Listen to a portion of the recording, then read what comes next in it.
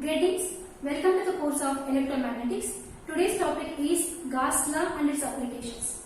First we will define the Gauss law and we will apply the Gauss law to find the electric field due to the one point charge and electric field due to the infinite line charge, electric field due to the surface charge and to the sphere.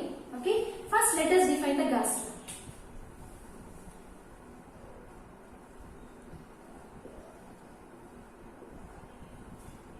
Gauss law states that the flux passing through any closed surface area is equal to the charge enclosed by the surface. The flux passing through any closed surface area. Let we have any one closed surface area. Okay. The flux lines passing through any closed surface area is nothing but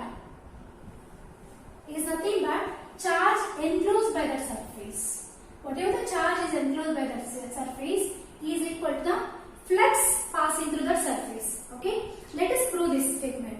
What is saying the Gauss law? The flux is nothing but the charge enclosed by the surface. Okay, so we already defined in last class psi, the flux is nothing but integration over a closed integral of d bar into ds bar. Now in this equation we will consider the RHS and we will make it equal to the LHS. Okay, consider the left hand side term or d bar into ds bar. Okay, and we will make this equal to the q. We will prove this is equal to q. Since this is equal to q, so the side is also equal to q. Now consider the term. Consider d bar dot ds bar. Now individually we will define d bar and ds bar, then we will multiply in the sense we will do the dot product and then we will apply the surface integral and we will see whether that is equal to q. If this is equal to q, so this will be q, so psi equal to q. So hence Gauss law will be proved. Okay, so the d bar. So what is the flux density? The flux density is given by q by 4 pi r square into ar. The flux density we defined in the last lecture. So you can refer the last lecture for the flux density q upon 4 pi r square into ar. And what is this ds bar? The ds bar is nothing but differential surface area normal to r, because the flux lines are passing to the normal to the surface. So differential surface area normal to r in a spherical coordinating system is given by r square sin theta d theta d phi into ar. For this formula, you can refer the first lecture. Okay. So what in the first lecture we have seen all the differential elements. Differential surface area normal to r, differential surface area normal to theta, differential surface area normal to phi. So the differential surface area normal to r is given by r square sin theta d phi into ar. Now to find this one, to execute this one, let us take the dot product of these two terms. Okay, d bar dot ds bar, which is given by, this is q upon 4 pi r square ar, dot product with the second term r square sin theta d phi into ar. So here we have the two unit vectors of ar and ar. Dot product of two similar unit vectors will be 1. So d bar dot ds bar is given by this r square and this r square is also get cancelled. Left is q by 4 pi. Okay, and dot product of ar with ar is 1. The left one is sin theta d phi. Okay, so we have to execute this term d bar dot ds bar over a surface integral of closed surface integral, right? So let us find this value. Integration of d bar dot ds bar is given by, so I am applying the surface integral of what this term is, q upon 4 pi into sin theta d phi, right? Here the surface integral means there will be two integrals. One integral related to theta and the second integral related to phi. So I am just writing the two integrals. One is for theta. And what is the range of theta in a spherical coordinating system? The theta varies from 0 to pi. So only I said that the first 4 lectures of electromagnetics, on which we have covered all the vector analysis and coordinating systems, that those are most important, so that you won't get any doubt why only the theta is from 0 to pi and why this pi is 0 to 2 pi. So if you want, you can refer the first 4 lectures again to review all the basics. So it is given by q by 4 pi sin theta d theta and d phi, over which this is a constant terms. I am taking the constant term outside. So d bar ds bar is given by q by 4 pi is a constant. Okay, theta with respect to d theta, phi with respect to d phi. So we are separating the integrals to their respective differential terms. So it is sin theta d theta integration phi equal to 0 to 2 pi of d phi. What we are doing? We are proving the Gauss law. The Gauss law states that the flux passing through any closed surface is equal to charge enclosed by the surface. For that, we start proving the Gauss law. So because the flux is given by d bar into ds bar, and we separated it to these terms and we took the dot product, and now we are integrating it. So integration of d bar ds bar is given by q by 4 pi into integration of a sin theta is cos theta and pi 0 to pi, and this is integral differentiation cancels, so it is phi 0 to 2 pi. Okay, so integration of d bar ds bar is given by q by 4 pi, and it is, so it's upper limit minus lower limit. The limits are okay. This is minus, right? So a minus of upper limit is cos pi. Cos pi is minus 1. Lower limit is cos 0. Minus cos 0 is 1. Okay. And this is 2 pi minus 0 is this. So integration over d bar ds bar is given by q by 4 pi into, and this is minus 2 of minus, it is 2, and this is 2 pi. So this 4 pi cancelled. So hence we have got d bar ds bar equal to q. But from the first statement, from the first equation 1, okay, what is d bar ds bar over integrals of closed integral, which is nothing but xi. So xi equal to q. Hence Gauss law. We will discuss about the applications of Gauss law.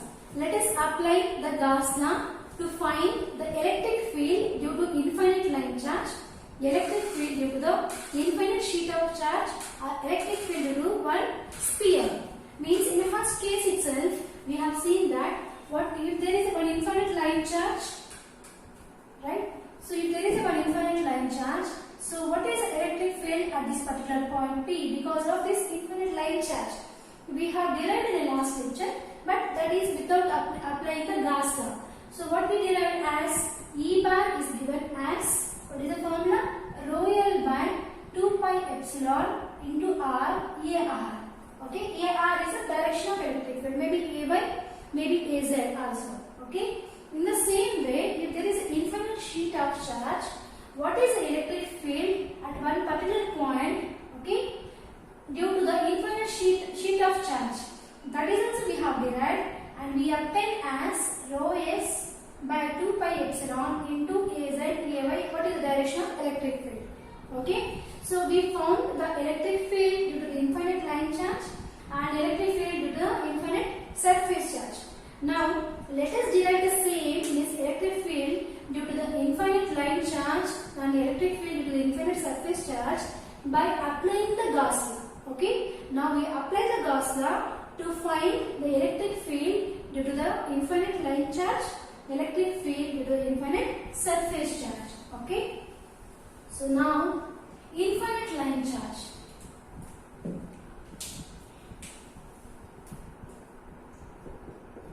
E bar due to infinite line charge.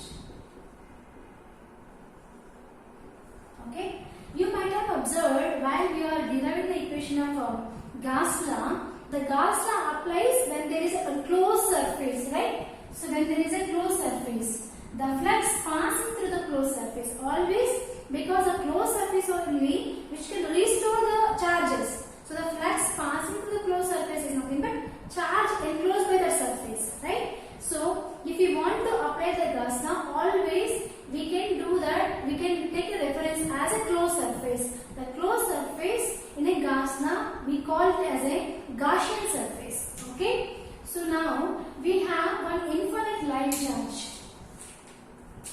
Right? So we have one infinite line charge. Okay. So then infinite means having the length from minus infinity to plus infinity. So this is discontinued, means it is not a closed one. So infinite line charge which is placed along z axis. Okay.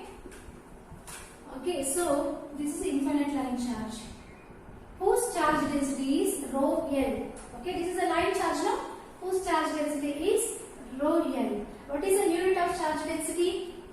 Unit of charge density, right? So rho L we have defined as total charge by total length. So this is coulomb per meter. C indicates a coulomb, but rho S means total charge by total surface area, which is nothing but coulomb per meter square. So the unit of line charge is rho L coulomb per, because this is charge in the numerator. So the coulomb per meter, rho L coulomb per meter. Okay. So we have an infinite line charge. So due to the infinite line charge, we are finding the electric field at a particular point by applying the Gauss law. So as I said that the Gauss law applies only for one closed surface. Okay. Let us assume one closed surface which is called as a Gaussian surface as one cylindrical closed surface. Okay, it may be any closed surface. Let us assume as one cylinder as one closed surface. Okay.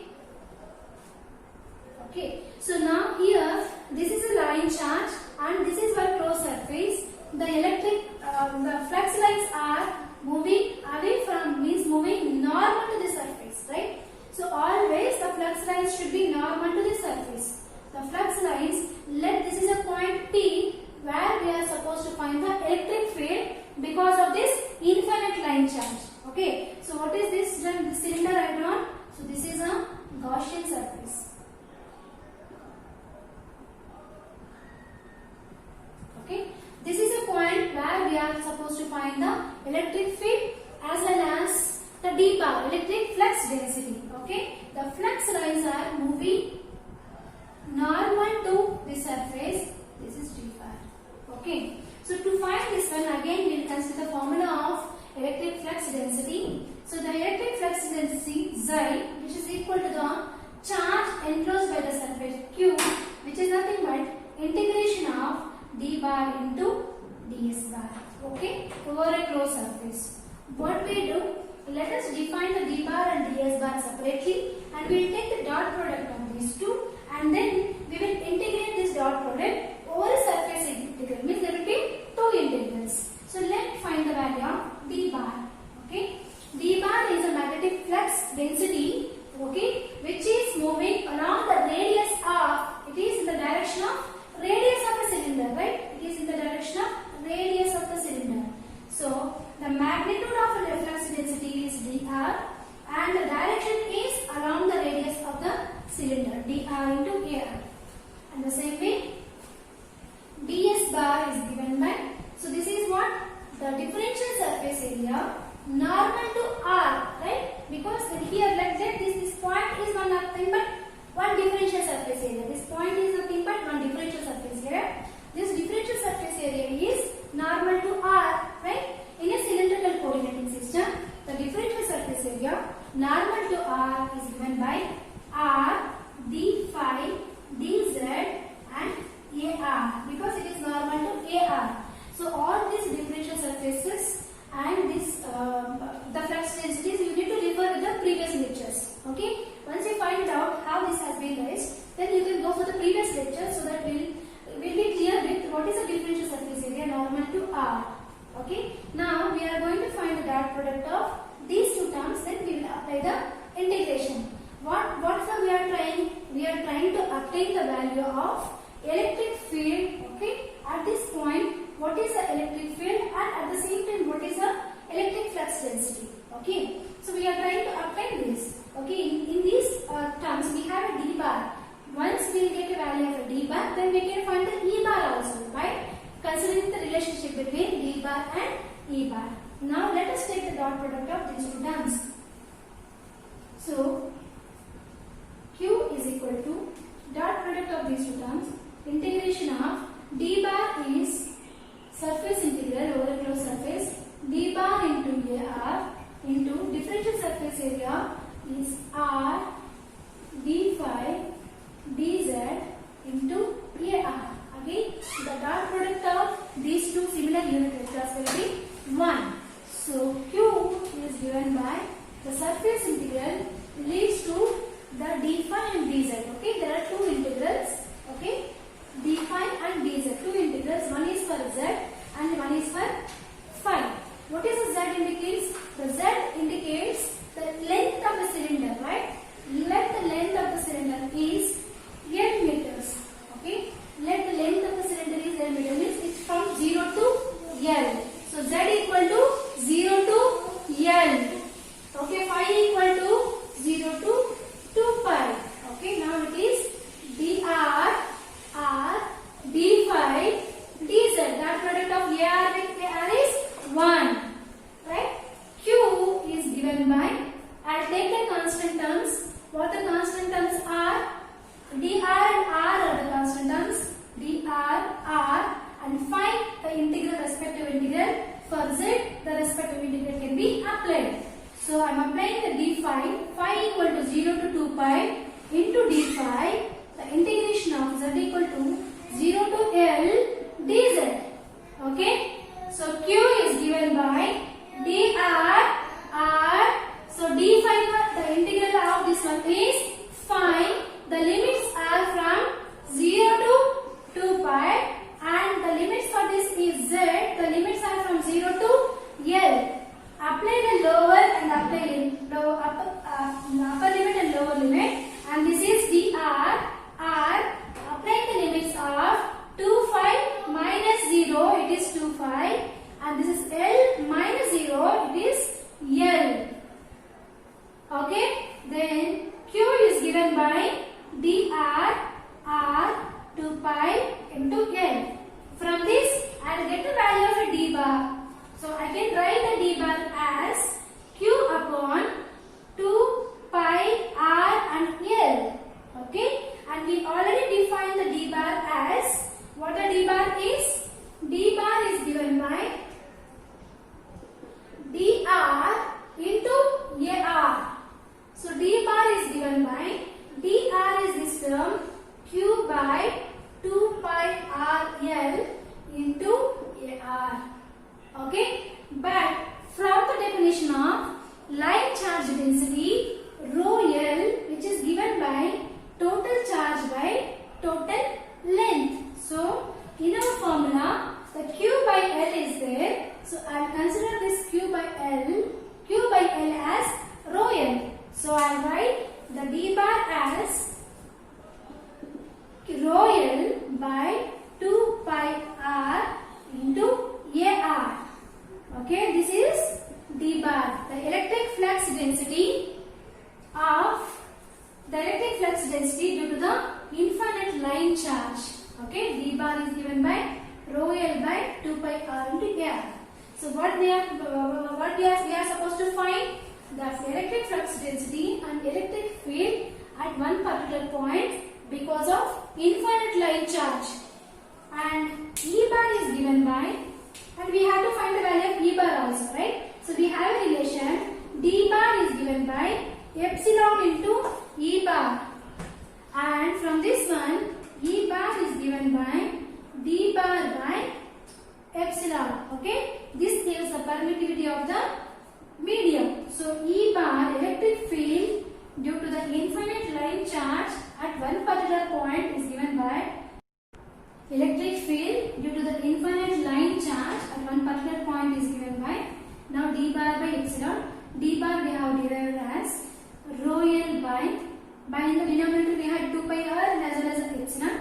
2 pi epsilon into r into AR.